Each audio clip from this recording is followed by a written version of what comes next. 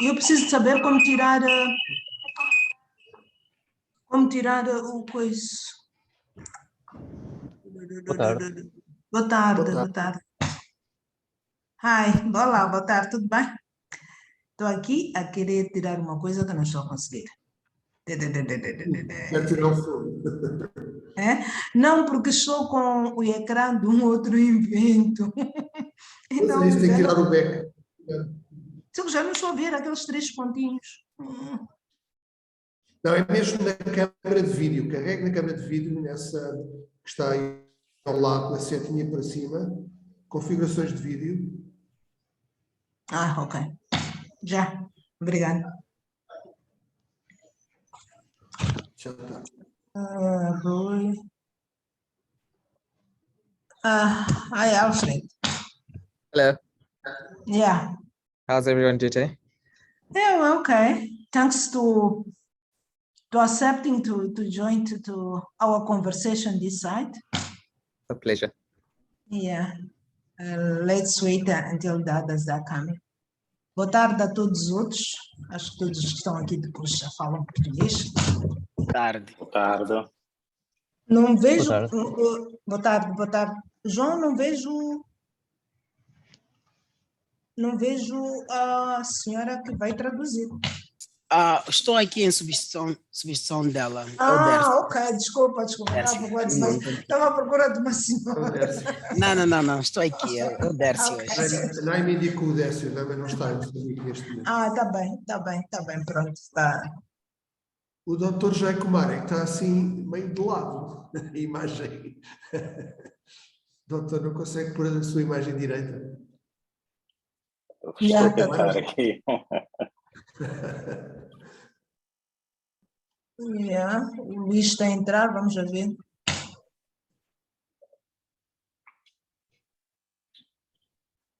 Boa tarde. Boa tarde, Luís, tudo bem? Tá tudo bem. Obrigado. Boa tarde a todos. Como está? Podes ver se o professor David, não sei qual a diferença de fusos horários. É o mesmo fuso. É o mesmo fuso? Sim, eu não sei se tenha mudado agora, mas é o mesmo fuso. Ok. Eu posso mandar no WhatsApp só para... Talvez mandar, mas ainda temos uns 4 minutos, mas seria bom mandar. Eu vou mandar a dizer que estamos conectados.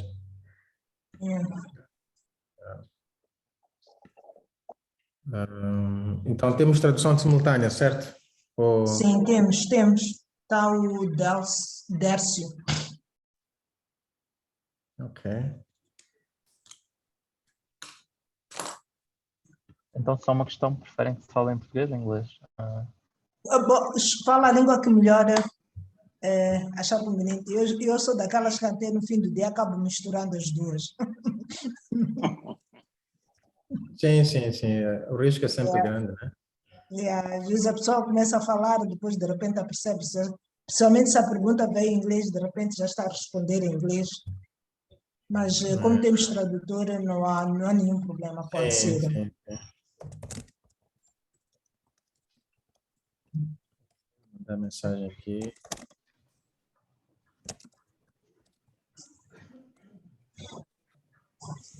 Ainda não. O WhatsApp entrou. Boa tarde. Ainda não fui colocado como intérprete. Tem que ser o João, isso. Sim. João? Sim, mas o Décio está como intérprete, não está? No sistema. Aqui nas funcionalidades. Não, ainda não se abriu a funcionalidade de interpretação, não se ativou aqui. Não está, tem razão. Já está agora, veja lá. Agora sim. Sim, também recebi notificação.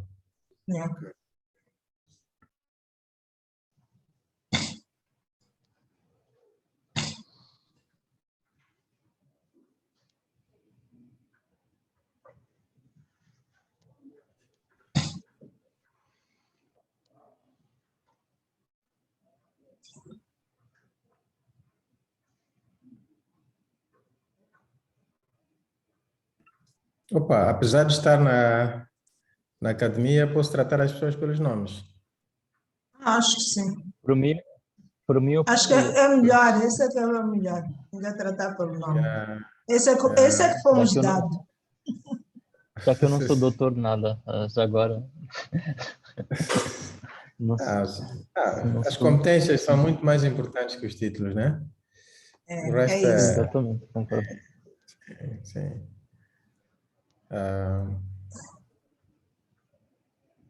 Ah, só recebi CV do Alfred Mukudu. I just received your short CV. I didn't receive any other CVs, but I did some online job and I had some lines, very short for all of you. Anyway, I know Professor David Lamas better because we But we used did to work share. together. But I have one line for each of you. I'm sure I'm not in the wrong side. Enough. I took it from LinkedIn. I hope it's updated somehow. Just mostly for your last position. But it's not really the most important, is will be what you'll be talking about. And yeah, but I'm honored to be your moderator. I'm surrounded by very skilled people and working in very relevant areas, and that's it's very good for me. Thank you, FSDMOC, for providing me such opportunity. Let's see, Professor's not coming. Let me check if you already replied to my message. Not yet. I'm trying to follow. Yeah.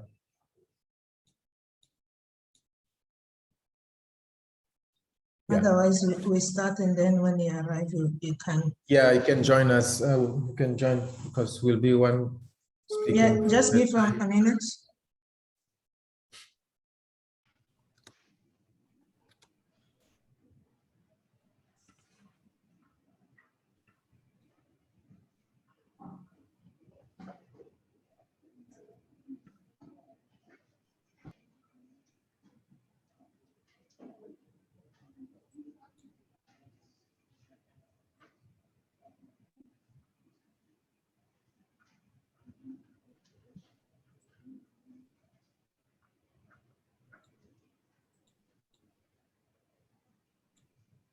Não está a atender, então a minha sugestão é de iniciarmos,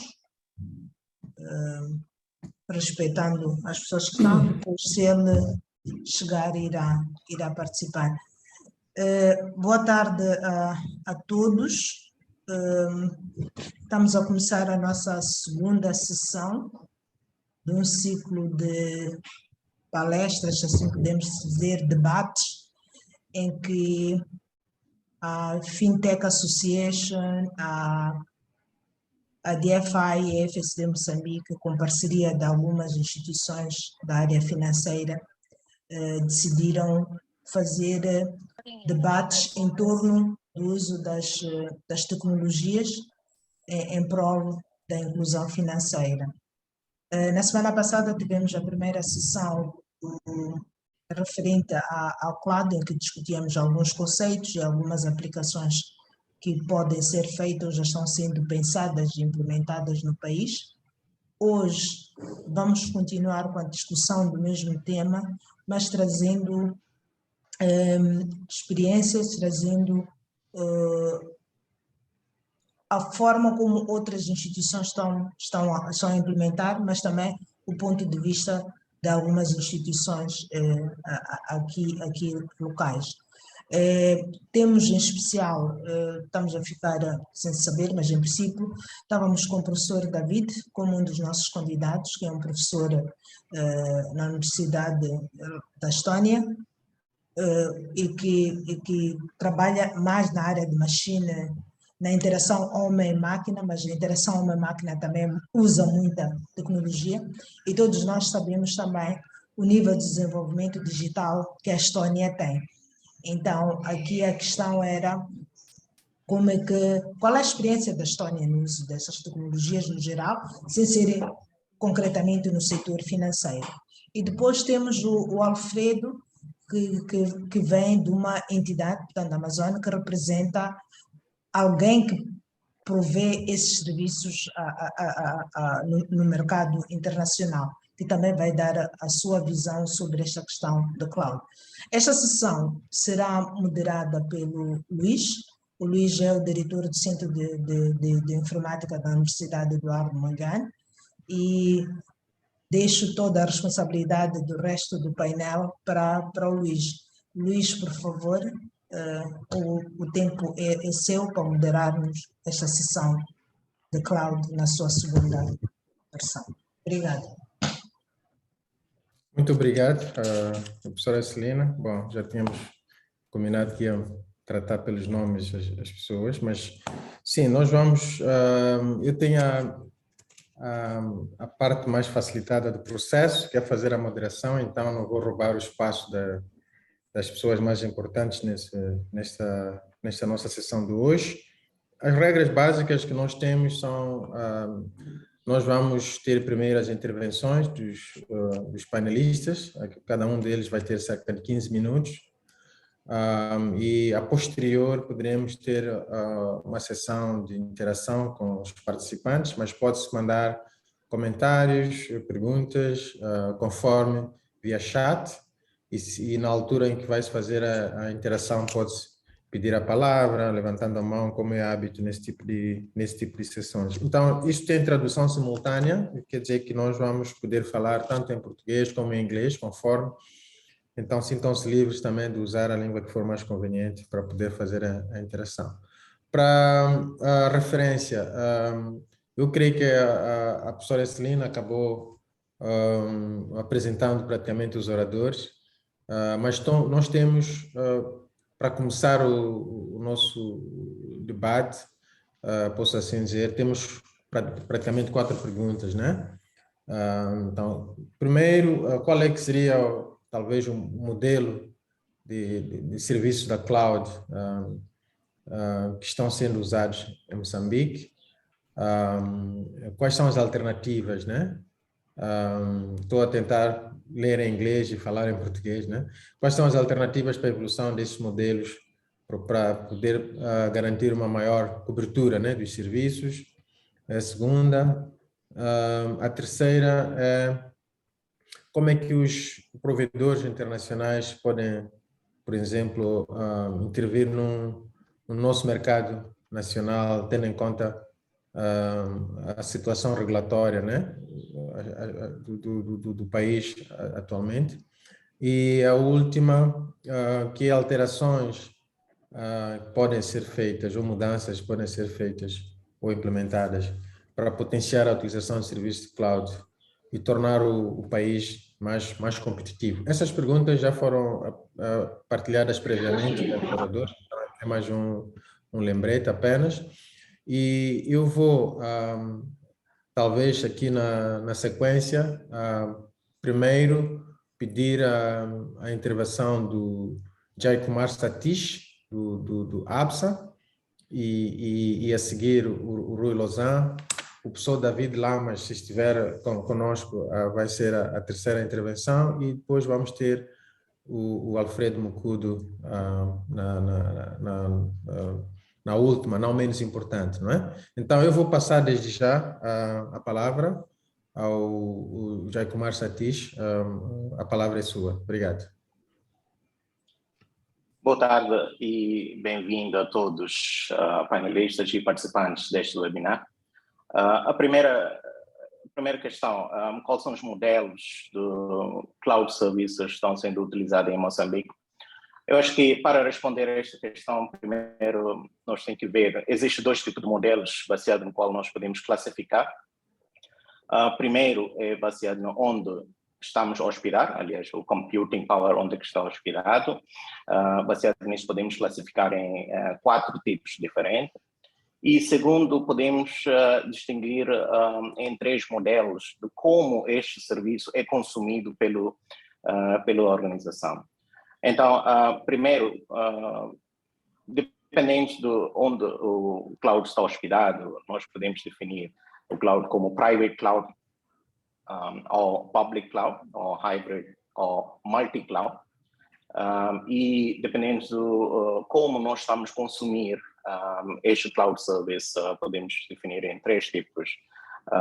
nomeadamente Infrastructure as a Service, Platform as a Service e Software as a Service. Se nós vamos olhar em contexto de Moçambique, neste momento, a penetração do cloud é muito pouco, por causa do constrangimento ou limitações que existe em termos de lei ou regulação, aquilo que é permitido embaixo de regulação. Mas nós podemos dizer que alguns destes modelos já estão sendo utilizados. Em princípio, podemos dizer todos os bancos e organizações em Moçambique usamos de uma maneira ou outra uma combinação destes 4 tipos de cloud.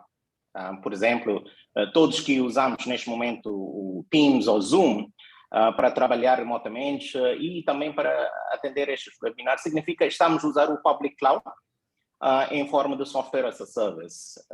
E muitos de nós, aliás, com Covid, muitos de nós também migramos para Microsoft 365, que também é um exemplo do uso do cloud em Moçambique, no formato de um Software as a Service platform. Outras organizações também estão a utilizar há muitos anos, mas nunca foi colocado um tag tipo cloud, mas aqueles que usam tipo Salesforce são plataformas hospedadas em cloud, mas nunca é chamado como um cloud service, nunca nós classificamos neste modo. Além disso, em nível individual, dentro de Moçambique, de novo, estamos a usar cloud todos os dias, em termos de redes sociais, tipo nosso Facebook ou Instagram, esses são serviços hospedados em cloud. Também para nosso trabalho dia a dia, email services tipo Google ou Microsoft, também estamos a utilizar o cloud. Então, podemos dizer que em Moçambique já estamos a utilizar cloud, mas já há certos setores em que existem certas limitações, principalmente falando sobre a área financeira. Há muitas regulações, claro que os painelistas vão falar sobre isso. Existem várias leis que falam sobre privacidade de dados, existem regulações, existem avisos, por causa do qual já não existe muita penetração, podemos dizer assim, já não existe muita penetração na área onde nós queremos, principalmente aqui nós estamos a falar sobre inclusão financeira. Em contexto de inclusão financeira, se um fintech organization quer integrar com uma instituição financeira, existem certas exigências, e uma das exigências é que os dados e o servidor ou o ambiente dele tem que manter dentro do país, porque nós não podemos partilhar ou guardar dados fora do país. Então, respondendo de uma maneira mais simples, estamos a utilizar quase todos estes modelos. Existe o Private Hosting Model, alguns bancos já estão a utilizar tipo um Private Cloud que foi criado pelo Vodacom, ou também estamos a utilizar o Public Cloud, neste caso, como eu falei, Microsoft 365, e bancos, principalmente, eu posso falar que nós estamos a utilizar um Multi-Cloud Model, por exemplo, para Microsoft 365, estamos a usar o Microsoft Cloud, para outros serviços, tipo Software as a Service, Salesforce, nós estamos a utilizar o Salesforce Cloud, e também existe a organization que usa o Hybrid Cloud, isso significa alguns servidores, o ambiente do centro de dados, processamento de dados, fica dentro do sede deles, e outros componentes, eles estão a publicar no cloud. Isto é baseado em vários fatores. Nós podemos ver regulação como um dos fatores, mas também existe custo. Se nós queremos uma solução muito mais rápido, queremos testar uma ideia, ali nós imediatamente podemos ir para a cloud, para hospedar no cloud. Mas para responder a esta primeira questão, neste momento, quase em todos estes modelos de 4 tipos, Private, Public, Hybrid, Multi-Cloud, ou Infrastructure as a Service, Platform as a Service ou Software as a Service, quase todos estes modelos já existem, mas a única área em que a penetração do cloud é um bocadinho, não é tanto a área financeira, exatamente o assunto que nós estamos aqui para falar, que acho que os outros membros do panelistas também vão tocar melhor. Ok, muito obrigado. Eu creio que não vamos seguir necessariamente a sequência das perguntas, né? Pode-se responder conforme e até fazer complementaridade àquilo que foi dito pelos outros membros do painel. Eu ia para o Rui, né?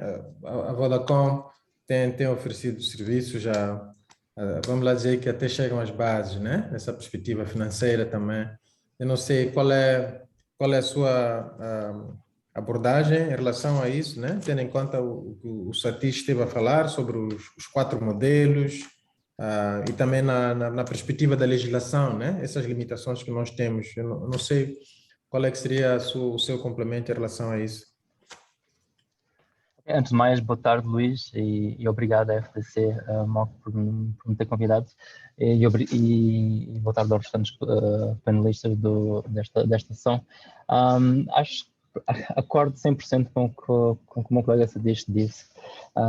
Claramente, acho que explicou bastante bem quais são os diferentes modelos de cloud que tem e claramente cloud em si já é usado em Moçambique.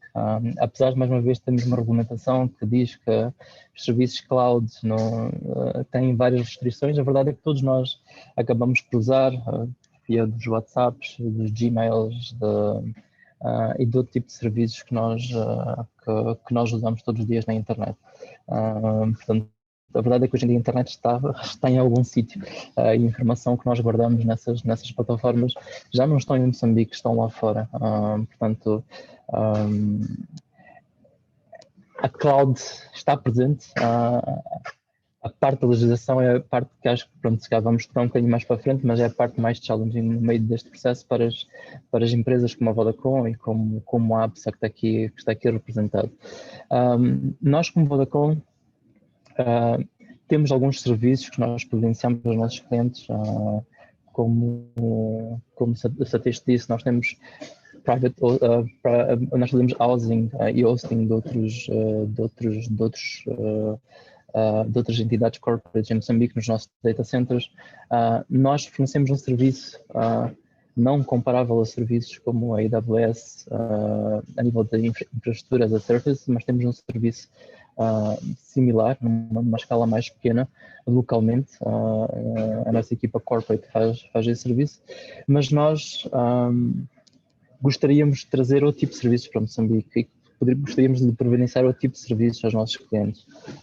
E aí onde a componente da regulamentação e da questão de que os dados têm que ser hosted em Moçambique passa a ser um desafio. Nós, com a nossa plataforma empresa, somos também regulados pelo Banco Central, ou seja, somos uma entidade financeira nessa perspectiva e temos algumas regulamentações mais estritas na perspectiva do Banco Central e temos outras relativamente mais relaxadas na perspectiva do regulador de telecomunicações. Nós, pertencendo ao grupo Vodacom, e Vodafone, nós temos muitos projetos a nível mundial em que nós queremos usar a mesma infraestrutura. Ou seja, os nossos colegas na Vodafone Portugal desenvolvem um produto e esse produto eles põem no serviço da AWS a correr. E nós gostaríamos, no dia seguinte, poder pegar nesse serviço e nesse produto e reusar em Moçambique. A questão da legislação que nós temos neste momento é um entrave para que isso possa acontecer. E como eu disse há bocado, acho que é um tema que se calhar podemos dedicar algum tempo no final, mas é algo que, como Moçambique, nós temos que perceber onde é que nós nos posicionamos. Temos aqui um colega da AWS, um panelista da AWS, provavelmente ele vai falar sobre vários serviços, e era interessante perceber dele quando é que ele pensa que a AWS irá construir um data center em Moçambique, que é para nós realmente termos uma ideia mais concreta quando é que nós poderíamos fazer leverage desses serviços todos e trazer esses benefícios para os nossos clientes. Portanto, Luís, não sei se te respondi à questão que me fizeste. Sim. Eu creio que sim. Bom, talvez agora temos nosso colega de painel, que é o Alfred Mukudu.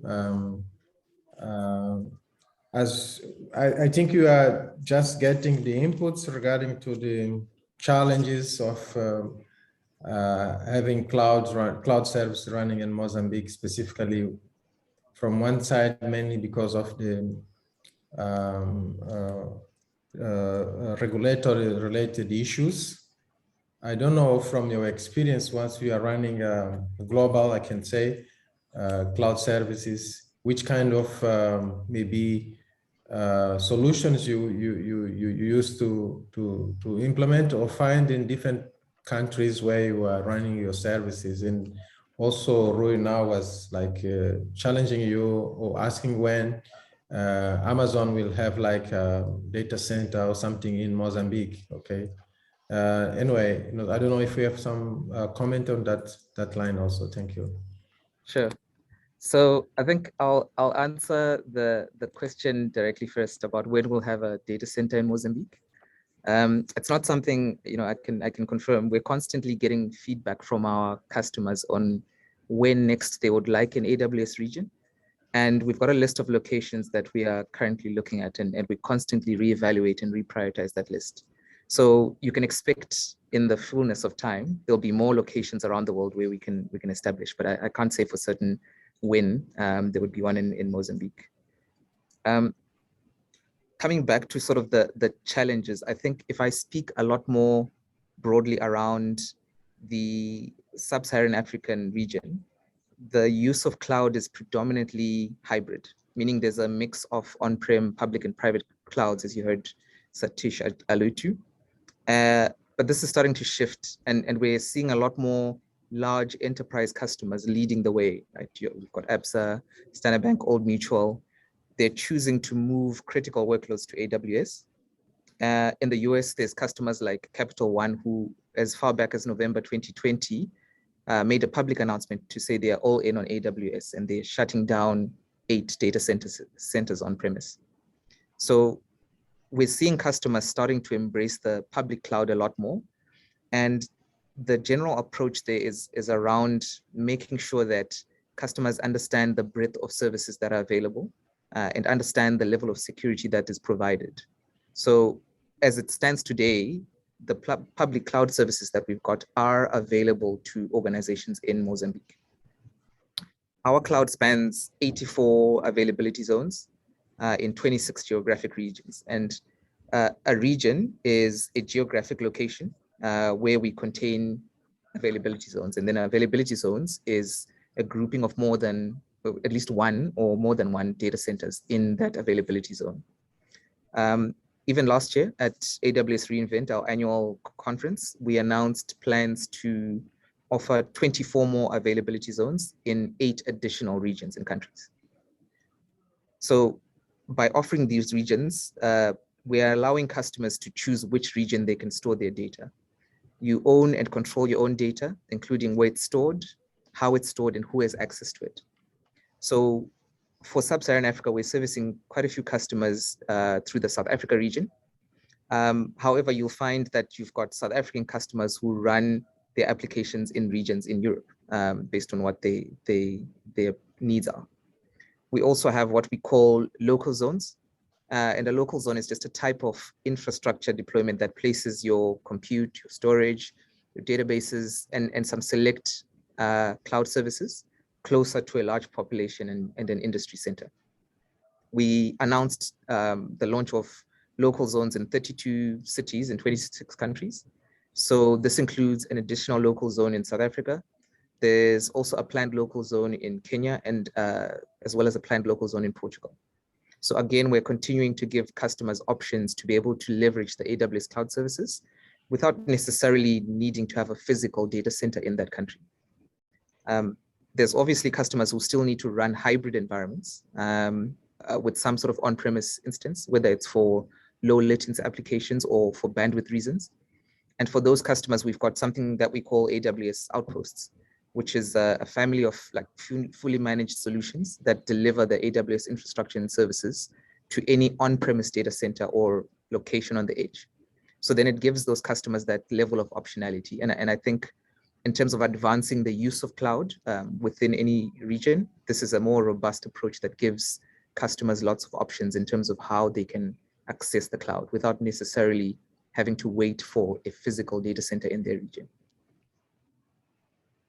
Okay, because one of the challenges, as was mentioned, it was related with our environment in terms of regulation.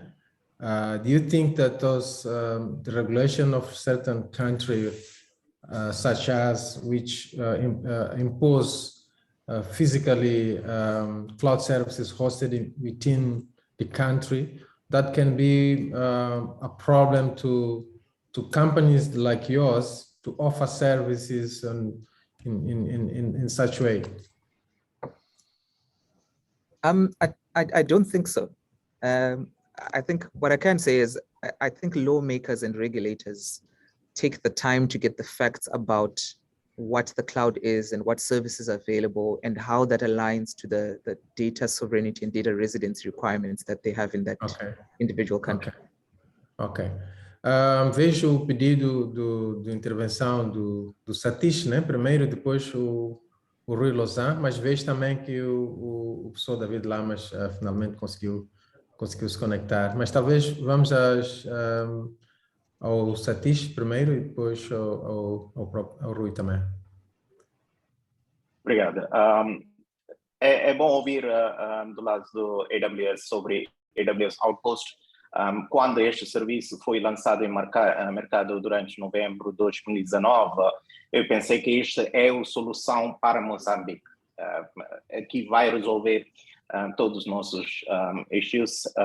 Talvez, porque a solução é basicamente a solution, é turnkey solution, em que o próprio AWS vai montar o end-to-end, vamos dizer, um EC2 rack, em que nós podemos hospedar nossas aplicações, não de maneira como nós neste momento estamos habituados, que até nosso colega do Vodacom também explicou. Neste momento nós estamos a hospedar mais em perspectiva de infrastructure as a service. Mas eu acho que este AWS Outpost é uma das soluções que quase responde a todas as perguntas ou concerns que os reguladores neste momento têm, que é a hospedagem do dado, processamento do dado fora do país, em que esta é uma solução que é uma réplica de AWS. AWS não precisa construir um data center, simplesmente tem que colocar os racks, se existe um Tier 3 ou Tier 4 Collocator Data Center, o próprio tipo Vodacom que oferece, pode ser uma porta de saída de todos estes problemas que neste momento tem.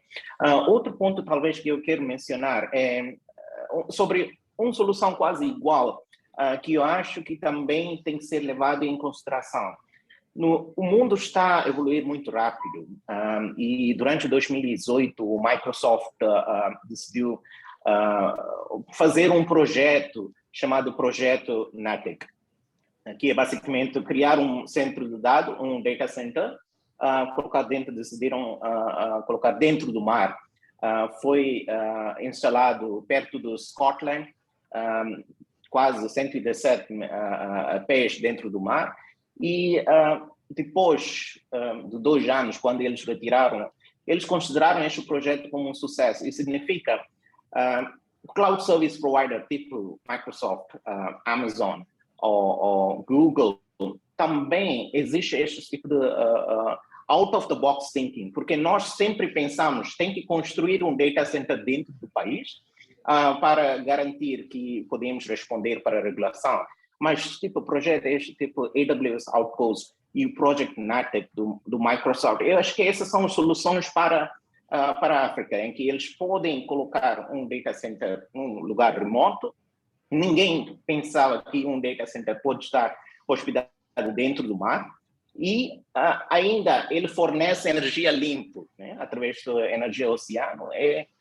Este data center foi alimentado e durante 2 anos o número de issues que eles tiveram é comparativamente muito pouco comparado a um data center que fica em cima de terra. Então, eu acho que esses tipos de opções são opções que nós temos que explorar como um país, e não depender sempre, perguntar a mesma questão, quando a AWS vai construir um data center, como um colega da Amazon falou, que há uma lista grande e tem uma prioridade para cada este tipo de pedido, mas nada proíbe um AWS Outpost criado dentro de Moçambique.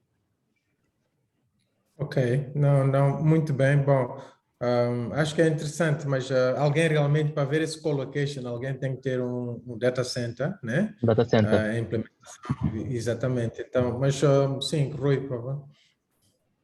Era também por aí que eu ia pegar um bocadinho na questão, mas só aqui picando um bocadinho ao meu colega da Amazon, Satish, nós já fizemos vários approaches à AWS para pôr um outpost aqui em Moçambique, no nosso data center. And it's not that simple, Alfred, at the end of the day. It's not that simple. So it's also a process of prioritization of outposts.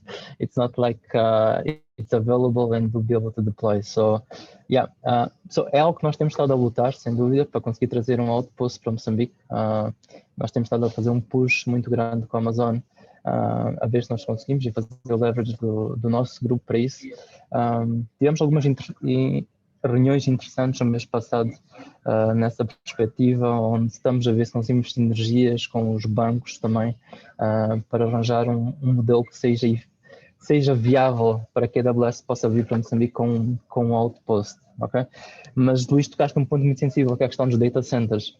A verdade é que data centers em Moçambique contam-se com os dedos da nossa mão.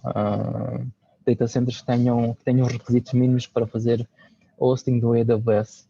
E a verdade é que quando se faz um business case para perceber, ver-se o investimento que é necessário para construir um data center em condições em Moçambique, também contam-se com as mãos dos potenciais clientes. Porque a verdade é que as pequenas e médias empresas e os pequenos clientes, eles vão usar os serviços da AWS e do Google, quer a gente queira, quer não. Os serviços estão disponíveis, vão ser muito mais baratos do que nós vamos conseguir providenciar aqui em Moçambique dentro do nosso data center. Portanto, temos de ter esta noção, é sempre uma faca de dois bicos no final do dia, certo? Nós queremos, mas a verdade é que estamos a competir com economias de escalas completamente diferentes de outros países, e a AWS vai dar sempre um preço muito mais barato lá.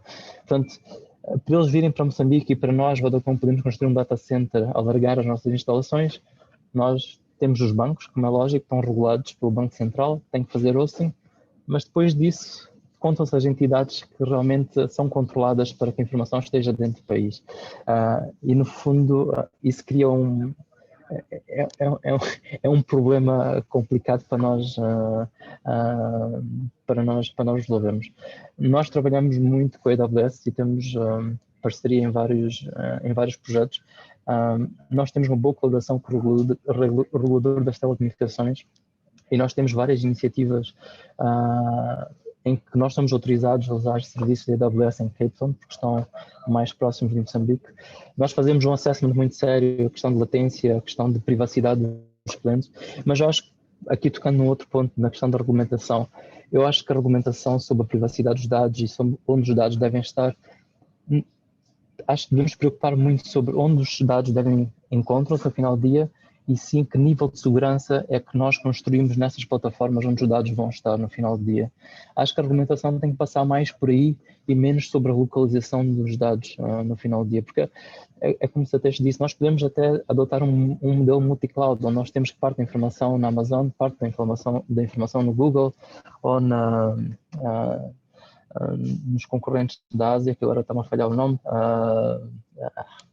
e de me lembrar depois, mas nós podemos diversificar e espalhar a nossa informação por esses diferentes serviços, e eu acho que o foco tem que virar-se muito para a questão de como é que nós protegemos a informação e não onde a informação está, porque se quisermos focar nisso, vamos estar a atrasar o desenvolvimento do nosso país no final do dia. Acho que ninguém quer isso, e acho que temos que realmente ter muita atenção a essa questão. Ok, muito bem.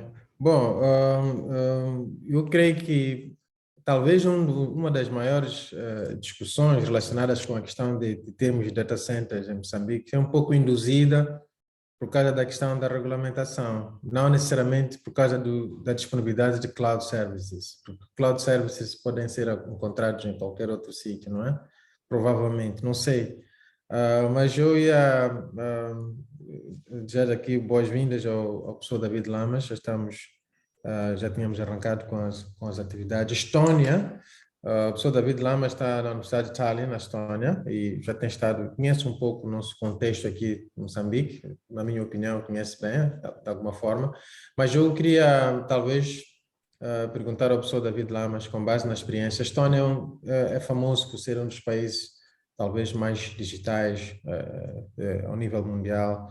Eu não sei se essa discussão sobre a questão da cloud, a localização dos dados internamente no país, e a questão, neste momento, que está-se a falar aqui, falou-se antes da sua entrada, é a influência do facto de que os cloud services têm que estar baseados no território. Nós estamos a falar de uma aldeia global, não é? Mas, ao mesmo tempo, a regulamentação cria fronteiras, não é? E tem que estar fisicamente, neste caso, em Moçambique, e pode ser um fator que retrai, por exemplo, grandes empresas como a Amazon e outras a entrarem no nosso mercado, mas ao mesmo tempo faz-se uso disso, sob o ponto de vista, né, pessoal, teve-se aqui a referenciar ao Google, Facebook e outros que estão serviços baseados na cloud, mas depois quando falamos em serviços financeiros que têm depois entidades mais específicas que fazem a sua regulamentação, nós estamos a falar aqui do banco, né, específico no painel, e temos a própria Vodacom que também oferece serviços financeiros. Então, eu queria perceber um pouco com base na experiência da Estónia, né? Como é que esse ecossistema da cloud é gerido ou problematizado? Obrigado. Obrigado, Luís. Por favor, vamos usar o meu nome só, David, está bem? Sem professor atrás, senão eu fico sem jeito. O meu som passa bem, não é? Sim. Tá perfeito. Para mim está perfeito. Muito obrigado. Eu tenho estado a participar no seminário desde o início, mas por algum motivo o meu Zoom recusou-se a aceitar-me como membro do painel até que eu o atualizei. Não sei porquê, mas tive a ouvir até agora. Acho que perdi 2 ou 3. Até que tenho acompanhado bem as conversas, tem sido interessante. Mas obrigado pelo desafio e pelas perguntas. Preciso deixar claro aos colegas, panelistas e audiência que por um lado, eu não trabalho no setor financeiro, sou professor universitário aqui na Universidade de Tallinn, como disse o Luís, e não sou um especialista em cloud. Não sou um especialista em cloud. Tenho, sim, uma experiência em primeira mão de viver num país que tem lidado com esta questão das tecnologias de informação e comunicação de uma forma muito particular desde que começou a lidar com elas. E o Luís, em visita à Estónia, teve a oportunidade de ser exposto a algumas destas ideias em conversas que fomos tendo aqui e ali sobre o que eventualmente podemos fazer em conjunto e depois lançou-me este desafio através da professora Celina para estar aqui convosco. Esse é o contexto. Eu não sou um especialista em cloud, por isso se eu disser algum disparate, entretanto, técnico, corrijam. A título de exemplo, então, primeiro um pouco de contexto, se me permitem. A Estónia é um país muito pequeno, muito pequeno. Não tem comparação com Moçambique, de todo. De todo. Às vezes eu ouço estas conversas da escala, de quem é que são os seus clientes, mas depois penso, como é que funciona aqui, não é? A Estónia tem 1,3 milhões de habitantes. São todos os habitantes da Estónia, não é a capital. A Estónia toda tem 1,3 milhões de habitantes. A capital tem 400 mil. E a Estónia encara o trabalho que faz em tecnologias de informação e comunicação como uma estratégia para reduzir custos, desde o início.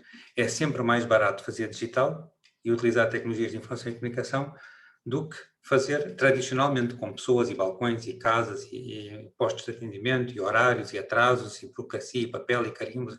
É muito mais barato fazer digitalmente, muito mais barato. O motivo pelo qual a Estónia é tão digital tem a ver com a sobrevivência do Estado estónio. Depois da desocupação soviética, na década de 90, a Estónia era um país muito pobre, não tinha como viver, não tinha dinheiro, não tinha como viver. E ao pensarem na forma como queriam gerir o seu Estado, os estónios tomaram uma decisão, abandonar completamente o que estava e criar de raiz um sistema praticamente, puramente digital, por ser a solução mais barata. por ser a solução mais barata. É preciso dar ênfase a isto. Muitas vezes o discurso vai no sentido que é preciso fazer um investimento em tecnologias de informação e comunicação, mas eventualmente a história completa devia ser, é preciso gastarmos menos, né? Mas gastarmos melhor, né? E desde o início, então, a conversa da Estónia, a narrativa das tecnologias de informação e comunicação na Estónia tem sido nesse sentido. Por ter sido nesse sentido, o digital é importante em todos os aspectos da vida do país. E como é importante, desde há muito tempo está a ser trabalhado, e nomeadamente está a ser trabalhado ao nível do quadro legal e regulamentar, que é o aspecto fundamental para que estas coisas possam trabalhar. Não é tanto a tecnologia por si, que ela existe, está disponível, como todos referiram até agora, mas é mais criarmos condições para que a possamos utilizar da forma como queremos utilizá-la no contexto de cada país. Ora, como é que isto tem sido feito aqui? A título de exemplo, uma das responsabilidades que o Estado assumiu desde o início foi de criar uma infraestrutura, uma infraestrutura de interoperabilidade, de criar uma infraestrutura de interoperabilidade para o país. Não existe nenhum sistema de informação relevante, e quando eu digo sistema de informação relevante, refiro-me à indústria das telecomunicações, os serviços financeiros, os serviços do Estado. Não existe nenhum sistema, educação também, investigação, não existe nenhum sistema de informação relevante que não esteja conectado a esta infraestrutura da interoperabilidade. Isto significa que todos nós temos um único login para qualquer sistema do país, um único. É single sign-on para qualquer sistema do país, em várias modalidades, que pode ser com password e senha, pode ser com gestos num telemóvel, pode ser com um cartão de cidadão e um PIN pad. Há várias modalidades, mas todos eles são o mesmo. Então, todos são diferentes formas. Este foi o primeiro passo que foi dado, não é? Esta criação desta infraestrutura, não é? E, em paralelo, a regulamentação do uso das tecnologias de informação e comunicação. E, claro, como acontece em Moçambique e como acontece em muitos outros países, há uma preocupação sobre o local onde depois fisicamente está a infraestrutura onde se armazena esta informação que é fundamental para o funcionamento do país e das instituições públicas e privadas que nele exercem as suas atividades. Por ser muito importante, isto começou desde o início a ser trabalhado. Criaram-se mecanismos legais que permitem, em determinadas circunstâncias, o uso de serviços alojados em territórios que não sejam o território da Estónia, mas um passo importante foi a criação da cloud governamental. Por isso, o Estado, o Governo da Estónia, põe à disposição de quem quiser, na Estónia, serviços de cloud computing geridos pelo Estado, que obedecem aos mais estritos requisitos legais em termos da localização da informação. Em conversas breves com o Luís trocámos esta ideia da virtualização de alguns dos servidores, dos espaços e dos recursos do que está neste momento disponível no data center do Centro de Informática, se não me engano. Conversámos brevemente sobre isso. A Estónia foi mais longe, não é? e pôs à disposição do país um serviço de cloud computing que cumpre na íntegra os requisitos mais específicos em termos de localização de dados.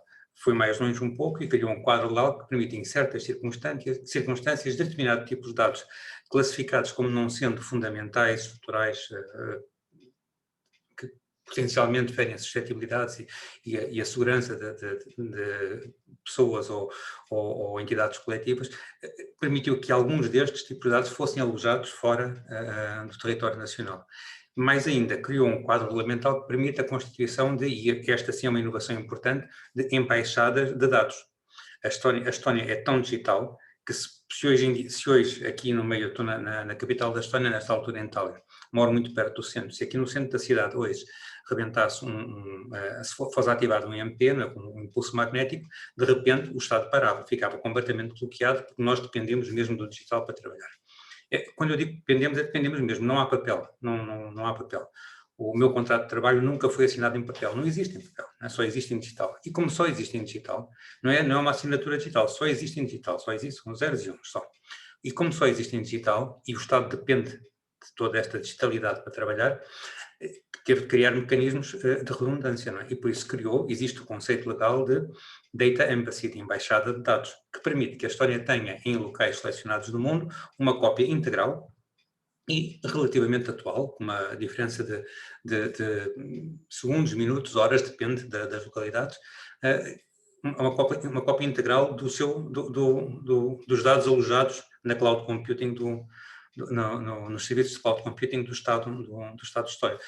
Estes serviços de cloud computing não são só para o Estado de Estónia, são para o Estado de Estónia e para qualquer entidade que queira dela usufruir. Algumas não têm grandes alternativas, se não quiserem criar os seus próprios serviços, outras têm, não é? Para outros casos existem, quando a informação é menos sensível e podem pô-la fora. Mas isto, não é? Não há nada de novo tecnologicamente aqui, é quadro legal, não é? É quadro legal. Por isso é o primeiro país no mundo, e tanto quanto eu sei o único, neste momento, a ter este conceito de embaixada digital.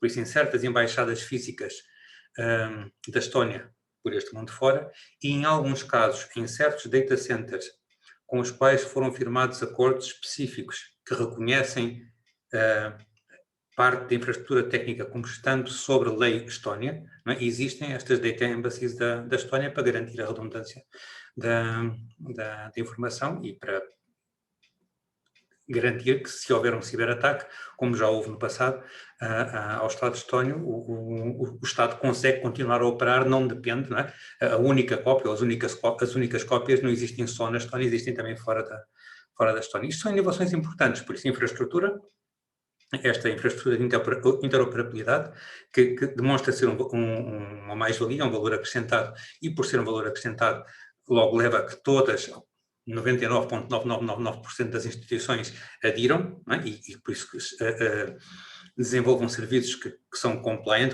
com esta norma Estónia, por um lado. Por outro lado, a seguir, a disponibilização de serviços, a criação de um quadro regulamentar e a disponibilização de serviços que permitem, nos casos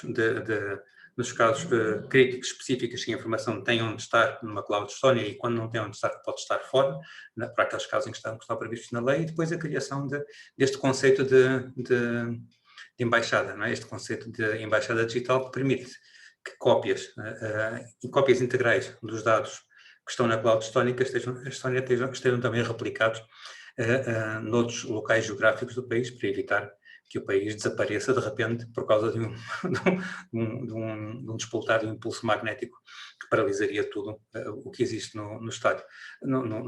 São três inovações, não é? São três inovações que são mais conceptuais do que propriamente técnica. A primeira, de infraestrutura, a da interoperabilidade, ainda é uma inovação técnica, mas as outras são mais conceptuais do que propriamente técnica. É mais um caso, é mais um exemplo de, um dos panelistas referia há pouco, de pensar fora da caixa, é mais um exemplo de pensar thinking out of the box, para encontrar soluções que permitam conjugar, não é? Conjugar possibilidades com desiderados ao nível político. Não é? E fico por aqui para já, se calhar podem ser perguntas. Sim, muito obrigado. Bom, eu vejo que o tipo de discussão que poderia talvez estar a acontecer na Estónia é completamente diferente do que nós estamos aqui agora a falar um pouco com a nossa experiência, né? Com a experiência de Moçambique em específico.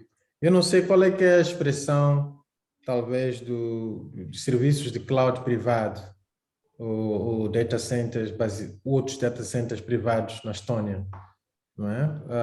Nós estamos aqui a falar aliás, o Esteve a falar que, pronto, o Estado criou condições para que houvesse esse serviço de interoperabilidade, criando infraestrutura e tudo mais. Então, há ainda espaço para serviços de cloud privados ou data centers privados.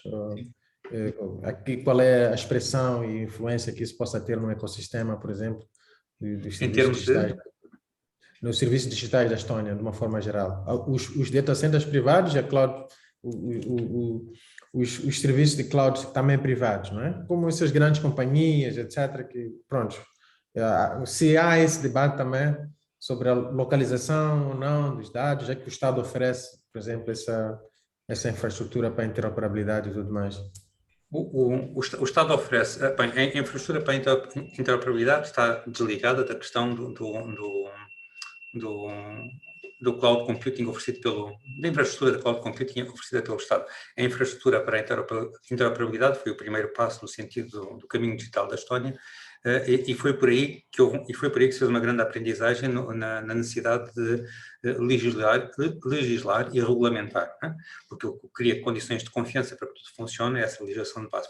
A legislação de base para o uso das tecnologias de informação e comunicação na Estónia está muito relacionada com a infraestrutura de interoperabilidade e com os conceitos de assinatura digital e de autenticação digital. Esse foi o ponto de partida para a história digital da Estónia. Para a história digital da Estónia. O cloud computing oferecido pelo Estado começou por ser, no início, uma medida para promover a racionalização dos recursos, para evitar exatamente aquilo que já temos conversado, Luís, aquela existência de mini data centers ou de computadores mal conectados que existem num vão de uma escada, por baixo de uma secretária. Este cenário, obviamente, também existiu na Estónia e o Estado avançou com a criação de um cloud computing estatal para promover a migração gradual de serviços que existiam fragmentados, ligados à tal infraestrutura, mas fragmentados, para que fossem alojados de uma forma mais racional e mais coerente e mais eficiente. E abriu também essa oportunidade, então, a empresas ao tecido empresarial, ao tecido não público da Estónia. Essencialmente, empresas pequenas, notariados, etc., acederam a este convite de alojar os seus serviços aqui, mas empresas maiores, como a Telia, que é uma operadora como a Vodacom, ou a Vodafone, os bancos, a banca, cada uma destas empresas grandes tem, e grandes empresas de base tecnológica, a Bolt, a TransferWise, que eventualmente conhecem, parecida com a Western Union, tudo isto são empresas, a Bolt é aquela dos táxis, né, de chamar os carros privados para usar o táxi ou entregas de comida. Estas empresas, ou mesmo Skype, estas empresas são empresas estónias, né? É uma curiosidade, mas não sei se sabia, mas TransferWise, Skype, não é? São tudo empresas estónias, não? Existem aqui, a Bolt e a TransferWise têm sede aqui na rua onde eu moro. Estas empresas têm os seus próprios data centers, não são obrigadas a usar os serviços de cloud computing do Estado. Têm os seus próprios data centers que eventualmente gerem também numa perspectiva de virtualização, por isso que usam certamente com uma abordagem muito próxima da cloud computing e usufruirão certamente também de infraestruturas globais de cloud computing, não é? Tanto as da Amazon como as da IBM ou da Microsoft. Não existe nada que desencoraje o uso desse tipo de infraestruturas. O quadro legal é que eventualmente obriga que algum tipo de informação deva ser alojado na Estónia, e nesse caso em particular, quando há pedaços de informação que têm de estar na Estónia, esses pedaços de informação, como dados sobre os cidadãos, não é? Que não são duplicados, a lei não permite a duplicação. É como digo, o quadro legal tem estas particularidades. Na Estónia nós não podemos duplicar dados que já existem. Se o meu registro como cidadão existe em algum lado, o meu nome completo, o meu telefone, o meu e-mail, a minha morada existe em algum lado, a lei proíbe. Vejam até onde é que vai, até que ponto é que vai esta questão da coerência de base de dados. A lei proíbe a duplicação de informação, é tão simples quanto isso. Permite, não obriga, a utilização de uma chave, o meu número de cidadão, para aceder à minha informação através da infraestrutura pública. Mas é proibido duplicar os registros, exatamente para que se evite que um dia o David existe com a morada aqui, não é? E com a morada na rua do lado, porque comprou lá uma casa, não pode. O David tem de ter uma morada e esse registro é o único central e isto está na lei. Por isso, o banco não tem informação, sabe que eu sou cidadão, número qualquer coisa e ponto final. O resto de informação sobre o David, quando eles precisam de saber onde é que o David mora, vão através da infraestrutura de interoperabilidade buscar a base de dados do Estado que tem a minha morada oficial. Não existe. Por isso é que garante uma transparência muito grande do funcionamento. É como digo, é o quadro legal, não é tanto, há um quadro legal favorável ao uso deste tipo de situações e não tanto uma questão de disponibilidade, de existência ou não existência de infraestrutura. Se calhar confundi com a minha resposta. Ok, não, muito obrigado. Alfred, as you are representing a company which works globally, and I think after this talk from David in Estonia, the reality is quite different than what we are getting in our countries in Africa in general. I don't know if you already have some kind of roadmap in order to, you know, to change the ecosystem in countries like our in Mozambique, where the regulation is saying something which can be a challenge for providing services or financial service or other kind of services. Do you have some proposal of roadmap that can be used as reference for countries like Mozambique? So I wouldn't categorize it as a roadmap, but I'll explain how we've done it with other countries, right? So for example, Australia. If customers in Australia want to understand whether they're complying with their regulators, we've got a compliance website. We've got tools like Amazon Artifact where you can download the different certifications that we offer and how we align to the regulations. So what we've done is we've thought about it from a set of activities and capabilities. So when it comes to things like regulation and compliance, we've got a public policy team that engages customers and regulators. And we also work within those frameworks to try and understand what the legal requirement is and what the customer requirement is to try and match those up. And those teams, along with your solution architects, would be available to work through those issues and understand what the audit guidelines are and what the requirements are. We also then look at the element of training and certification, which is a major component of this in trying to educate the market around what we offer and what is possible. So for example, we've got 98 certifications and compliance and standards that we adhere to globally. Now, for most customers, that's enough, and it aligns to what they need. And so the question is around training the people to understand which services require which certifications and matching those up. We also provide in-house experts. So some of our architects come from regulators, compliance officers. We've got a team of information security experts, and they're available to then consult with you to say, well, what are the legal parameters of what we're trying to comply to? Obviously, there's also a partner network of over 100,000 Amazon partners. And all of these mechanisms are designed to enable a country to move forward in terms of understanding what their path to the cloud looks like. And so I think, you know, the short answer is it depends on the customer requirement. And based on that requirement, there'll be different resources and capabilities from AWS that are available to you. And this is kind of the pattern we follow across the different countries to ensure that, you know, we cater for the individual needs within that country.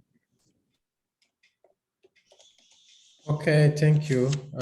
Eu vejo o pedido de palavra do Satish, mas também eu queria, depois da intervenção do David, eu queria pedir ao Satish e ao Rui, eu vi aqui um enfoque muito grande sobre o compromisso político, né, na Estónia, aí a criação de um quadro legal apropriado e infraestrutura de interoperabilidade do próprio Estado, umas ações específicas do Estado e uma evolução, né, na perspectiva da cloud governamental, embaixada de dados, etc. Então, eu não sei, na vossa opinião, o que se pode aprender com essa experiência, né, em específico, olhando para o nosso ecossistema em específico. Mas não queria lhe fazer perder a linha do seu pensamento quando pediu a palavra, mas ia depois pedir algum comentário sobre isso e também para o Rui. Obrigada. O professor falou muito claro. Este não é uma solução técnica, não é infraestrutura, a questão da infraestrutura é mais uma perspectiva do quadro legal e regulação. Neste caso, se nós olharmos o quadro legal e regulação dentro do país, existe a Constituição que fala sobre privacidade de dados, existem 5 leis neste momento que falam sobre privacidade de dados e privacidade direito de informação, e existe um aviso, o famoso aviso 4, que quase está a impedir o crescimento ou maior uso do cloud dentro do país. Mas se nós olharmos nesta perspectiva, eu acho que Existem dois caminhos, podemos dizer assim. Um é tentar convencer os lawmakers, neste caso, e os reguladores para tentar criar um quadro de regulamentação, leis que tentar ajudar-nos a usar mais o cloud. Talvez ainda existe algumas preocupações no ponto de vista de transferência de dados, privacidade dos dados, porque nós podemos dizer o recurso mais valioso neste mundo é o dado neste momento, já não é petróleo. Então nós temos que talvez perceber o que é esta preocupação, a privacidade de dados, ou hospedar o cloud está hospedado num país que o regulador não está confortável, ou eles estão a tentar mitigar o risco. Por exemplo, houve a pandemia agora, todos os países fecharam fronteira. Neste tipo de situações, como é que nós vamos continuar o negócio? Vamos imaginar se tem um país com o qual Moçambique já não tem relação e eles têm que cortar todos integração ou conexão com este país. E vamos dizer que alguém está a usar este cloud nesta situação, neste país, o que vai acontecer? Então, são esses aspectos, eu acho que os lawmakers têm que levar em consideração para definir muito claro o que nós estamos a tentar mitigar aqui. Porque todos estes que eu mencionei, a Constituição, os 5 leis que existem e o aviso 4 tem um peso muito grande. Só tem 7 artigos, se nós vamos ler, e só tem 2 artigos, né, que fala sobre processamento do dado principal hospedado dentro do país. O resto fala sobre como vamos garantir continuação do negócio. Então, eu acho que tem que começar dali. Instituições financeiras, através do IMB e setor privado, tentar fazer um lobby com os lawmakers para garantir que nós podemos criar um quadro legal, as leis que vai ajudar a promoção do uso do cloud, não só no área do setor financeiro ou inclusão, para promover a inclusão financeira, eu acho que para todas as áreas, para conseguir crescer para o futuro. Nós também queremos estar onde a Estônia está neste momento, né? Mas estamos ainda bem longe onde estamos. E o primeiro passo é, com certeza, tem que tentar convencer o governo para criar leis, regulações e os avisos, tentar trocar esses avisos que estão proibidos. Também eu gostaria de tocar aquele ponto pelo qual eu pedi a palavra. Em termos de data center, agora vamos falar sobre o segundo caminho. Enquanto estamos a tentar convencer o governo para tentar criar as leis, vai levar tempo. O que nós já sabemos através do AMB, que tem uma nova regulação que vai ajudar na perspectiva de hospedagem em cloud, mas ainda não estamos aqui, não sabemos quanto tempo vai levar, mas o segundo caminho é que nós também tem que focar, porque não podemos só esperar que vai levar algum tempo para criar esta lei que vai promover a hospedagem em cloud. Do outro lado, tentar criar infraestruturas para garantir que podemos ser self-sustainable, não sei em português, para nós garantir. Imagine, em situações tipo esta pandemia, onde relações internacionais vai ser fechadas, ou fronteiras vai ser fechadas, nós podemos continuar a operar. E para isso, claro, existe a necessidade do data center, mas felizmente nós podemos ver agora, houve notícias que existe uma empresa chamada Ratio, não sei se estou a falar o nome certo, de maneira certa, e existe outra empresa chamada Ecolo. Esses são os 2 provedores de serviço que estão a criar o primeiro Tier 3 Level Data Center dentro do país. Um em Parque Industrial do Beluan e outro em próprio Kenneth Kaunda. Este tipo de infraestruturas pode ser utilizado para criar um private cloud, vamos dizer, mesmo para o setor financeiro. Existem 20 bancos aqui. Se nós decidimos, em vez de ter 40 data centers, porque cada banco tem que ser 2 data centers, um primário e um disaster recovery, em vez de ter 40 data centers, podemos usar esse tipo de infraestrutura para criar um ambiente usando tipo AWS Outpost, ou criar um cloud do nós próprio, porque nós, de novo, queremos chegar onde a Estônia está. A Estônia criou o data center, o Estado está a patrocinar um data center para interoperabilidade. Neste caso, também podemos levar este passo. Enquanto estamos a ir no caminho do quadro legal, também tem que ir para criar infraestruturas básicas para garantir o self-sustainability. Ok, viu que o Rui tentou corrigir ali a informação sobre os data centers. Talvez depois também na mesma linha, né, para ouvir um pouco a sua reação à proposta do ecossistema da Estônia. E a seguir já temos uma série de perguntas no chat. Eu ia pedir se pudessem ir lendo para poder responder em específico ou reagir à proposta das perguntas. Algumas são dirigidas em específico e também temos um pedido de intervenção. Eu creio que depois da intervenção do Rui vamos dar o espaço para a interação com os outros participantes. Sim, Rui. Acho que o Satish disse tudo e concordo 100% com ele, tirando a questão dos data centers. Será um segundo data center de Tier 3 em Moçambique. Nós temos o primeiro na Matola. Convido a visitá-lo com todo o gosto. Quanto, se calhar, olhando mais quanto ao Moçambique, acho que o Satish cobriu perfeitamente. Acho que só tocando aqui no ponto, por exemplo, do modelo da Estónia, eu acho que claramente é algo que o governo politicamente devia-se focar. A questão da regulamentação foi falada, mas a questão de termos serviços digitais centralizados no final do dia. Por exemplo, nós como operadores de comunicações e os bancos mesmo, nós temos que ser responsáveis por validar a informação do registro dos clientes. Okay? Tentar perceber se aquele BI é verdadeiro, se não é verdadeiro, registrar outra vez o nome, a morada e por em diante desse utilizador, e nós não queremos fazer isso. É um investimento, nós temos que fazer infraestrutura que para nós não faz sentido nenhum. E acho que isso deve ser a preocupação do Estado, é salvaguardar que essa informação é centralizada. Os diferentes operadores no país e empresas de serviços digitais possam interagir com as plataformas do governo para ir buscar essa informação, perceber, olha, o Rui tem realmente esta idade, 30 e tal anos, mora realmente aqui, essa informação tem que estar centralizada e disponível para que nós possamos consultar e validar se aquela pessoa é realmente o Rui, o Luís ou o Manel ou por aí adiante.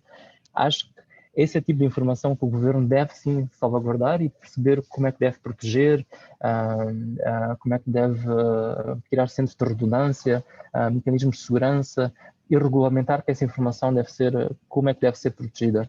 Acho que o tipo de negócios, como olhando para o modelo da Estônia, a regulamentação realmente tem que mudar para que o país possa evoluir. Acho que um Skype não iria funcionar hoje em dia se não tivesse a sua infraestrutura centralizada e não só na Estónia. Quer dizer, se nós tivéssemos que ligar a Estónia para conectar ao Skype todos, tinham que ter um pipe enorme lá, de certeza. Tinham que ter lá os maiores cabos de fibra óptica que tinham que estar a chegar à Estónia neste momento. Não seria viável, como é lógico. Portanto, se nós em Moçambique, se eu como empresa de telecomunicações, por exemplo, quisesse expandir o serviço da empresa para os países vizinhos, caso não existisse, eu não iria poder, eu iria estar a limitar a expansão da minha tecnologia para fora porque tem as limitações de regulamentares. Portanto, acho que este modelo tem que ser claramente repensado e acho que tem que haver alguma urgência neste sentido, porque voltando àquilo que eu disse no início, acho que estamos lentamente a atrasar o desenvolvimento do nosso país e acho que nenhum de nós quer isso. Se nós procuramos as tecnologias é que nós vemos benefícios nela e vemos exatamente benefícios para os nossos clientes que nós podemos trazer no final do dia e acho que deve ser o foco do governo, na loja. Ok, acho que vamos passar para a interação, né? Eu vou começar aqui, tem uma pergunta da Isabel, né? Isabel do Nascimento. Eu creio que qualquer um de vocês pode responder, but maybe for you, Alfred, there's a question is from Isabel. How we can ensure that cloud computer is secure than the data center located inside a country or private data center specifically located inside like Mozambique? This, I think the question is something related with that. I'm just trying to translate from the text, which is in Portuguese. Okay. So if I understand the question correctly, it's how do we ensure that the cloud is secure compared to a data center in Mozambique, right? Yes, not just in Mozambique, but it's just we can assume in that sense. Yeah. Okay. So we look at security as the number one priority at AWS, and I think it's important to think of it in terms of the model we use. So we look at security in terms of security of the cloud itself, which is where those certifications I mentioned and compliance standards that we adhere to are very important. So we provide those 98 odd certifications and compliance, and we get audited regularly by third parties on our compliance to those standards. So that allows us to then provide a reassurance to our customers around the security of the cloud. Now, security within the cloud, customers also have control over what security they put for their individual workloads. So you can use encryption at rest or in motion for your data, and it allows you to also then have that fine-grained control over what's happening to your data and who's got access to it. And it becomes a partnership between the customer and AWS in ensuring that there's security. But even more, if I think more broadly than that, we also then ensure that based on our size and our scale, when we build features or we make updates, they're available to all our customers globally. So looking across a lot more than just a little over 1 million active accounts a month, these are accounts running virtually every conceivable type of workload that you can imagine. And so if we see an issue, maybe that issue occurs once in a billion operations, multiple times a day, we'll remediate the issue, but we do it for all the customers on the entire platform. And so having that visibility across that many customer accounts gives us a broad visibility and a more rapid response, which is something that most individual organizations within countries simply can't achieve. So it's about looking at the tools and services we have that allow you to fine-grain control the security of your data. And then it's about us providing the compliance standard certifications within our services. There's about 117 services, I think, if I'm not mistaken, that interact with customer data, and all of those are secured to the maximum. So I think, you know, it might sound a bit biased because I work for AWS, but the cloud is very secure, and it's for most organizations, it's a capability that organizations don't have to worry about. So you can free up your resources to focus on innovation and agility, and then you leave the security of the cloud and within the cloud to AWS and your teams. I hope that that's the question. Ok. Acho que é difícil ter algumas respostas imparciais, já que oferecemos o mesmo tipo de serviço, mas acho que a Isabel deve ter apanhado um pouco com base na explicação do Alfred. Mas já temos um pedido também da Halima Isdin, acho que quer intervir em específico. Espero que a organização já tenha ativado a possibilidade de poder intervir. Halima, por favor.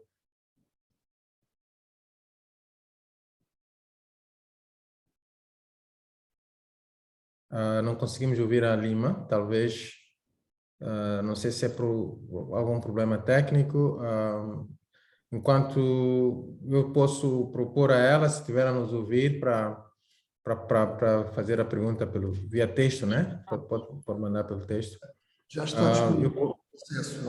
Ok, perfeito. Sim, por favor, Halima.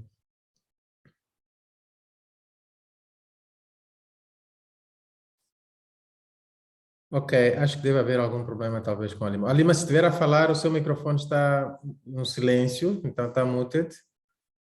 Poderia desativar, se for esse o caso. Caso não, já tenho um pedido aqui também do FSD. Bom, não sei quem estará por detrás, mas tem aqui um pedido também do FSD e depois podemos voltar ao Satish. Sim. Ok. Estou conduzindo. Ok. Sim. Ok. Boa noite a todos. Mas falem da Associação das Fintechs e para já dar os parabéns a todos os intervenientes. Gostei muito da lição do professor David Lamas. Impressionante, de facto, o desenvolvimento de um país tão pequeno. Mas acho que o ponto de chave aqui é, de facto, a legislação, o compromisso do governo e aquela questão tão simples como dizer o meu user ID, a minha informação não pode ser replicada em mais lado nenhum. Eu acho que isso é que é o princípio de tudo. E depois é, de facto, a abertura de um investimento forte, que com certeza foi um grande investimento feito pelo governo, e a permitir essa abertura a qualquer entidade poder usufruir desse sistema em cloud.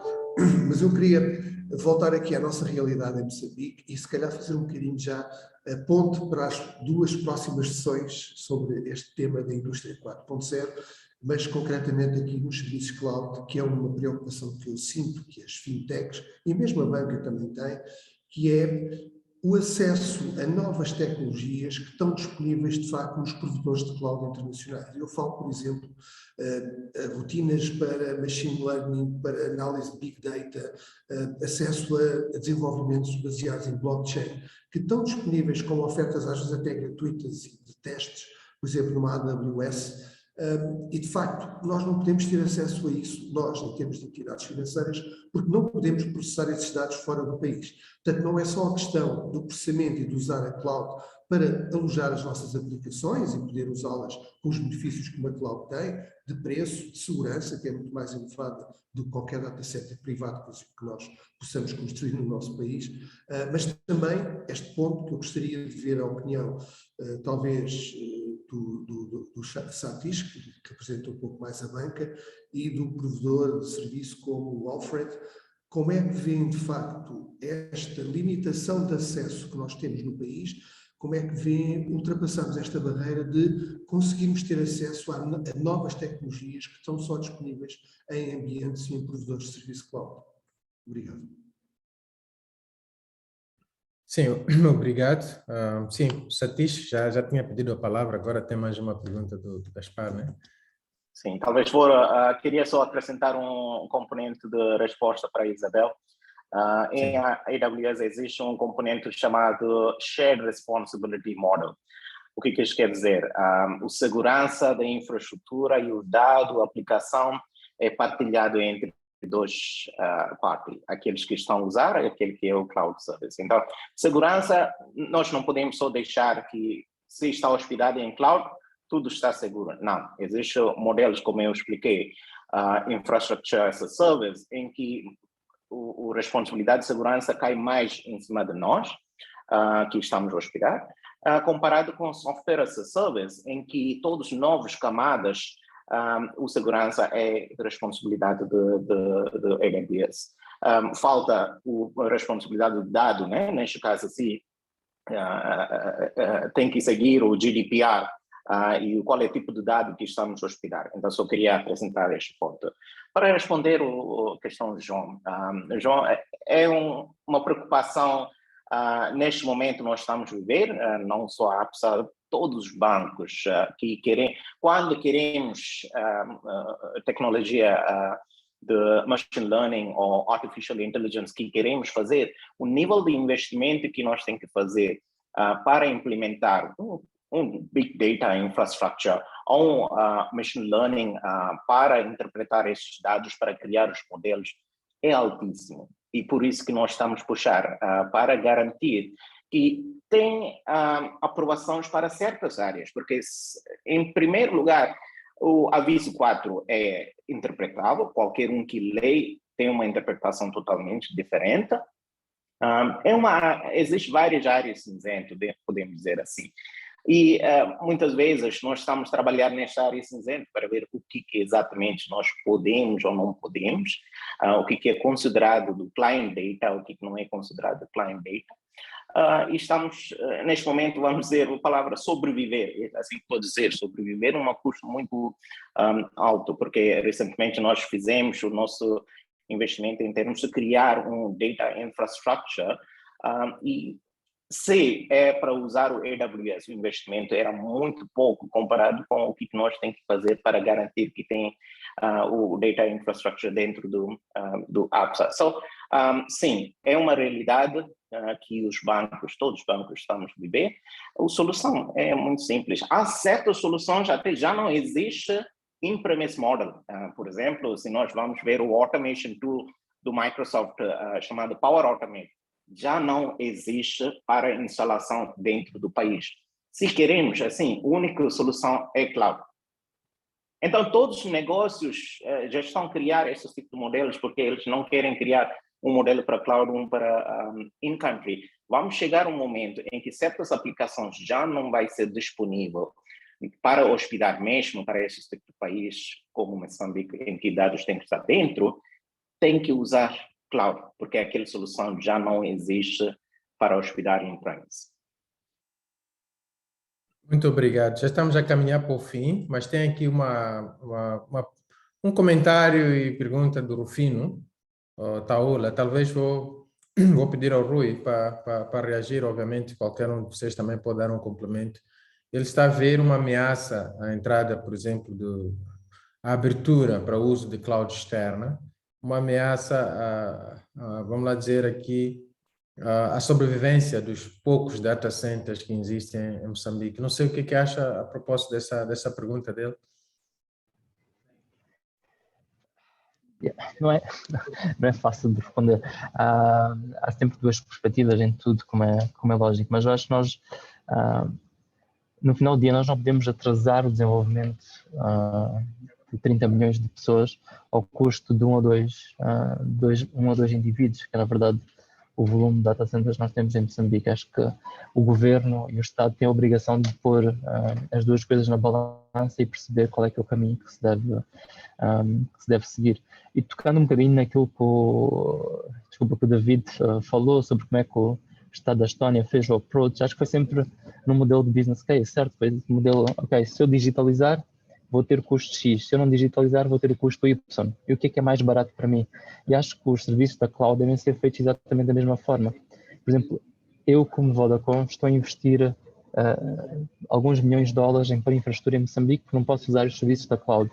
Se eu, em vez de usar esses serviços de infraestrutura em Moçambique, construísse no meu data center, pudesse usar a AWS, eu neste momento sequer poderia estar a cobrir mais postos administrativos em Moçambique e dar mais conectividade e acelerar a digitalização do país nessa perspectiva. Mas que sou obrigado, a nível de argumentação, a fazer esse investimento em infraestrutura que poderia estar noutro sítio, eu estou a atrasar ao mesmo tempo o desenvolvimento do país. Portanto, acho que tem que fazer as contas e perceber o que é que faz sentido para Moçambique neste momento. Acho que a questão da segurança, como foi aqui falado pelo Alfred e pelo Satish, acho que a segurança, tudo é vulnerável no final do dia. É vulnerável a infraestrutura no país, é vulnerável a infraestrutura na cloud. Nós temos a garantir que nós trabalhamos nisso e que o que é que seja que a gente faça na cloud ou dentro dos nossos data centers seja seguro. A nível de alguém chegar a um data center em Moçambique e roubar a informação que lá está, se calhar até é mais fácil. Alguém entrar, sabe que o APSA tem informação no data center da Vodacom, entram lá 4 carros armados e vão lá, vêm lá o REC do APSA e tiram a informação que precisam do APSA. Se a informação do APSA estivesse na AWS, por exemplo, eles entravam no data center da AWS, onde é que está a informação do APSA? Está distribuída em N servidores, portanto nunca haveriam de encontrar a informação particular que estavam à procura. Há sempre duas perspectivas. Eu acho que no final do dia nós temos que perceber onde é que nós devemos fazer o investimento. E depois tem que fazer uma análise de custos e decidir qual é que é o caminho a seguir. Ok, muito obrigado. Vejo o Carlos está a pedir palavra, mas só queria dizer que estamos já mesmo a chegar ao fim. Depois da intervenção do Carlos, ia pedir a cada um dos painelistas, né, a dar as suas últimas considerações. Vamos lá dizer, 1 minuto para cada um de vocês, né, para falar o que talvez acha que podia ser complemento nessa nossa conversa de hoje. No nosso painel. Então, vou passar agora a palavra ao Carlos e depois poderia voltar para dar 1 minuto a cada um dos panelistas para dar as suas considerações finais. Sim, Carlos, por favor. Obrigado, Luís, e boa noite a todos os panelistas. Penso que é um tema extremamente interessante, muito bem conduzido por si. Apenas um comentário, talvez complementa o que o engenheiro Rufino disse aqui há pouco, mas que também é toda a discussão que está a acontecer. Foi lançado esta semana mesmo, se não foi na segunda, foi na terça-feira desta semana, um concurso público do INTIC, portanto, Instituto Nacional de Tecnologias de Informação e Comunicação de Moçambique, portanto, é a entidade que regula o setor das TICs em Moçambique, um concurso que visa contratar um consultor ou uma empresa para desenhar todo o quadro regulatório para o cloud computing em Moçambique. Portanto, penso que a partir daí, com um quadro regulatório, regulamentar, implementado, conhecido por todos, vai ser, primeiro, penso que há de haver espaço para uma maior, que surjam mais provedores de serviços deste tipo de serviço, por um lado, mas por outro lado também regular um pouco a questão de hosting internacional. O engenheiro Rufino tem medo que isto pode matar os poucos provedores que têm em Moçambique. O João comenta muito bem, acho que é uma questão de competitividade, ou seja, se o serviço de cá de casa for o melhor, eu não vou precisar, com todo respeito ao Alfred, não vou precisar de ir à AWS, por exemplo, né? Então vai depender um pouco daquilo que efetivamente vamos fornecer no país e das condições de privacidade e de segurança, que são aquelas que muitas das vezes são colocadas na mesa. A questão não é efetivamente onde é que estão guardados, estão em Moçambique ou estão num outro sítio, é a questão de segurança e privacidade que está muito mais colocada na mesa. Portanto, eu acho que seria bom que nós visitássemos este concurso público que foi lançado, tentar saber que termos de referências é que estão lá e nós, como especialistas deste setor, podemos também dar as nossas contribuições. Quero acreditar que em algum momento há de haver consulta pública. Nessa altura, vamos também nos oferecer a dar os nossos conhecimentos para que o quadro regulatório que sair seja o melhor possível para servir a economia e as pequenas e médias empresas nacionais. Obrigado, boa noite. Sim, obrigado, Carlos. Então, vamos a um minuto para as últimas considerações, antes de eu devolver a palavra à professora Celina. Então, talvez devemos começar com David, não sei. Sim, pode ser. Sim, claro, por que não? Eu partilho com todos o resultado de uma troca de opiniões que já tenho tido também de vez em quando com o Luís. Voltando à questão do quadro legal e regulamentar, ele também só existe porque houve algo antes, não é? Ele também só existe porque houve algo antes. Parece-me que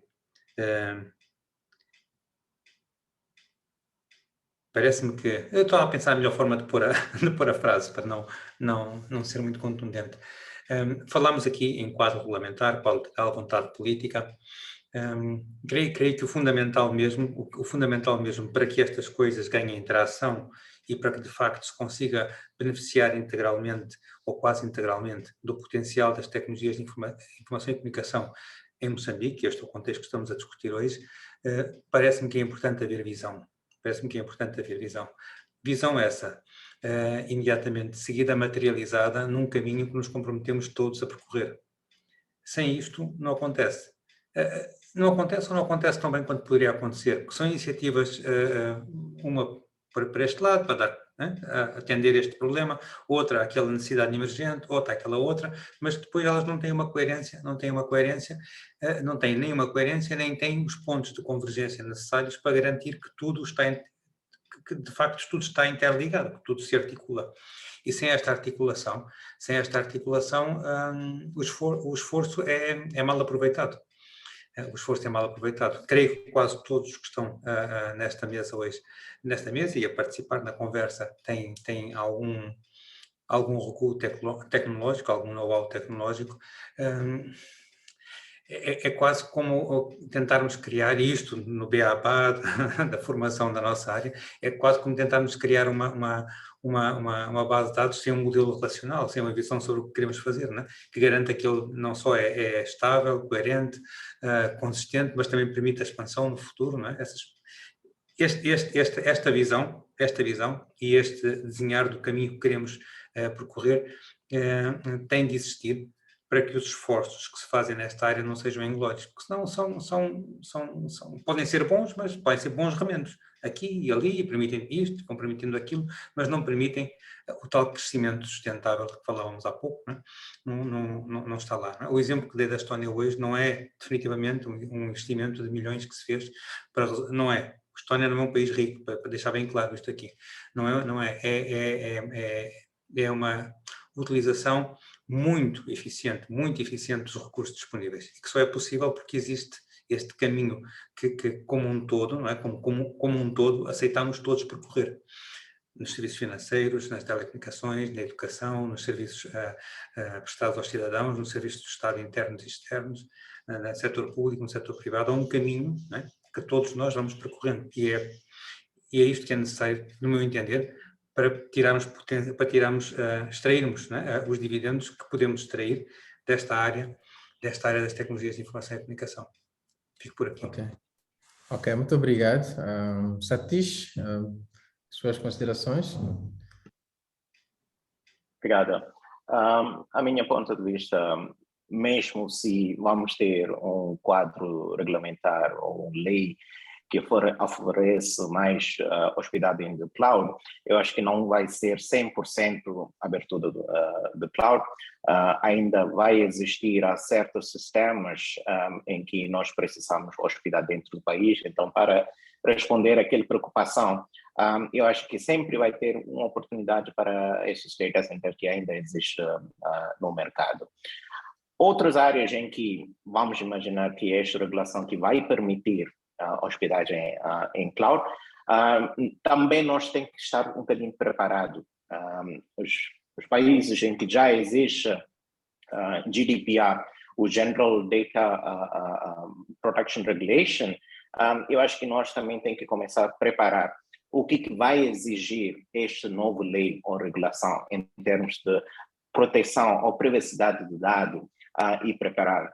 Isto requer investimento em termos de certificações, como o nosso colega aqui do AWS falou, tem que ser recursos certificados disponível dentro do país, tem que ser pessoas que conhecem interpretar o GDPR para saber onde o dado pode ficar, onde o dado pode ser transferido, porque neste momento nós estamos à espera que esta regulação, ou esta nova regulação pode vir, que vai promover o cloud, mas também nós temos que estar preparados consequência desta nova lei, porque esta abertura do cloud significa também ter novos riscos.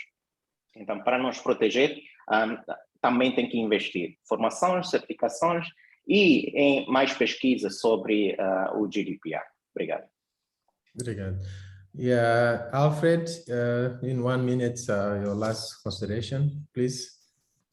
Thank you very much, and thank you to the rest of the panelists and to the audience. I think we've had some really good discussions, some really good questions. And I think my final thought is just more of a reminder, really, that builders and innovators don't wait.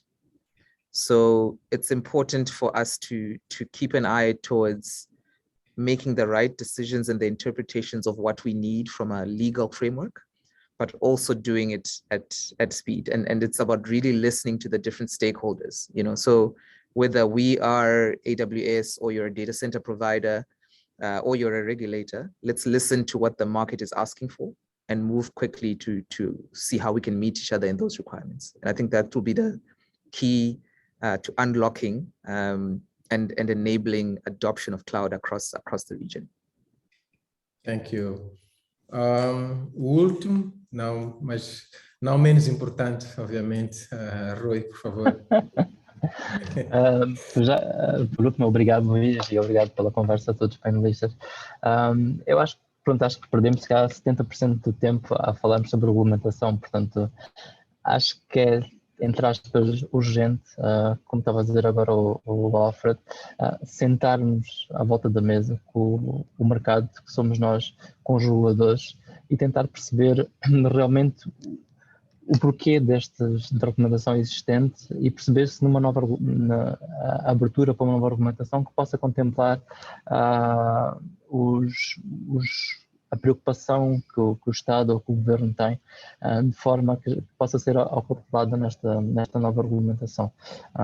Acho que é urgente esta discussão para que isso fique transparente e que o país possa seguir para a frente. E obrigado mais uma vez. Ok, muito obrigado. Muito obrigado a todos. Bom, eu creio que sim, falou-se muito do quadro legal e o Carlos falou agora desse concurso que foi lançado pelo INTIC. Eu creio que chega um bom momento, talvez que seja um processo participativo e todos nós que temos essas ideias, né, vamos talvez induzir, influenciar um pouco para que o quadro legal vá mais ao encontro daquilo que são as nossas as cidades e tudo mais. Eu creio que é realmente uma boa oportunidade, ainda sem perceber os detalhes sobre os próprios termos de referência, etc. Antes de devolver a palavra à professora Celina, só queria agradecer a todos, principalmente aos painelistas por terem me suportado a roubar algum tempo vosso que poderiam estar a falar, em intervir, e também agradecer por terem compreendido talvez potenciais falhas que eu possa ter tido. Também não sou especialista na cloud, etc., mas eu creio que estive muito bem acompanhado, né? E agradeço imenso ao FSD pela essa oportunidade de me fazer aqui a moderação. Não queria deixar de lado o Paulo Machado aqui a falar da Estônia, que tem a sua nuvem, né? E nós cá não temos, e a nossa soberania, como é que vai ser se nós usamos a de terceiros? Mas também isso está, acho eu, associado a essa oportunidade que o INTIC lançou no sentido de contratar um consultor para trabalhar nessa parte regulamentar. Professora Celina, por favor, eu agradeço mais uma vez e devolvo a palavra para si. Muito obrigado a todos. Obrigada, Luís. Obrigada, Luís, e muito obrigada aos painelistas, mas acima de tudo a todos que puderam participar neste debate.